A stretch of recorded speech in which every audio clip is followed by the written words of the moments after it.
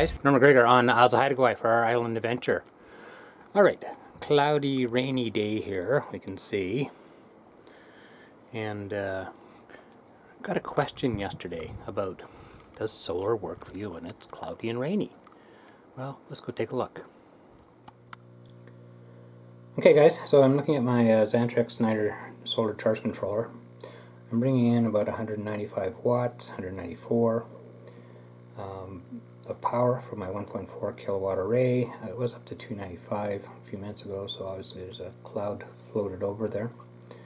And with my fridge, freezer, TV, PVR, stereo, satellite, internet, modems, everything plugged in and running off of phantom power, and I'm not cooking and I'm not doing that kind of stuff, I'm still generating 2.8 to 3 amps DC more than what I'm consuming. Now this is basically, if you're not home, you've gone to work, and your house is sitting, you know, like it normally does for most people, you're actually still putting power into your house. Okay, my stated charge is 99%, so my batteries are basically full. So, this could actually be interesting here, because I'll bet you. Oh no, we're still bulk charging. Okay, so we're not totally full yet. 191. Okay, but you know, here we are. We got 3 amps DC coming in, and I'm running everything. Okay, what's my AC meters? Let's go meters, AC meters. 120 volt, 122, nice and clean power. 60 hertz. I got a load amp and input amp of 0. So this is basically using no electricity from the grid. My house is running 100% off grid in a cloudy day. But keep in mind, I'm not cooking, I'm not washing clothes, blah blah blah. Okay, but for my house in a basic operation, I can still power it on a cloudy day. So let's go take a look and see what the last 3 months has done for me since I switched over. Alright guys, so this is my electrical meter on the house. This is a smart meter, and I know there's going to be a lot of you going, ooh, bad smart meters. But smart meters actually can relay you some really cool information. So let me show you.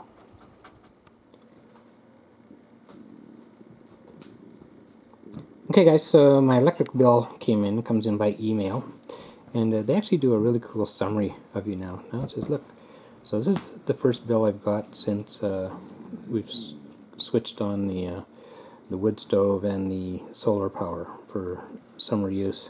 It says you used an average of 35 kilowatts or 70% less electricity per day than this billing period last year. So let's go see what the smart meter shows. Okay guys, so this is a summary of my energy consumption since basically February 1st. And what I've done is I've broken it down weekly rather than daily, because that gives you a more consistent view of whether your solar or alternative energy is working.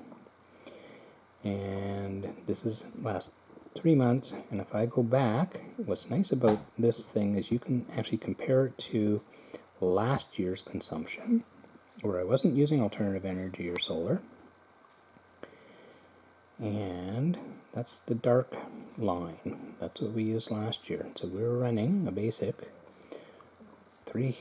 almost 350 to 360 kilowatts a week, and by using alternative energy this year, we've cut our usage down to around 100. So we've reduced it by 75%, which is a lot.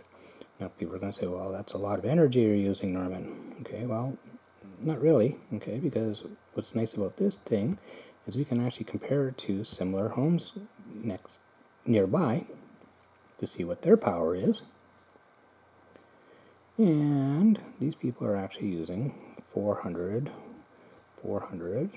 so they're using actually about 25% more than what we use before we started switching to alternative energy.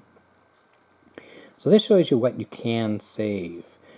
And I was really shocked because a friend of mine, Bob, he was over yesterday, and we were talking about his electric bill, and he said like here in BC they bill every 2 months, and he said his bill was like last time was $800, right? So that's like $400 a month, which is like crazy. But when you look it out, you can see it. People do use a lot of energy. It does cost, houses use a lot of energy.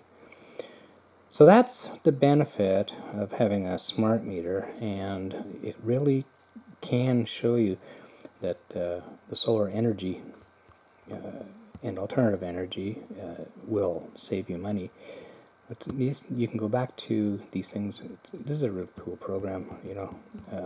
I wish other provinces did it.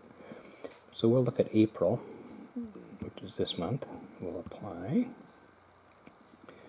And okay, we'll go from houses. We'll go to my last year consumption. So we'll base it on April alone, the difference. And it's huge.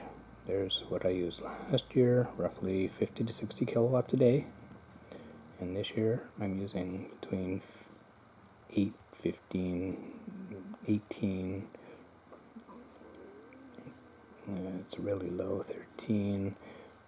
Here's, what's this day? 4. Okay. So it really, really pays to invest in alternative energy.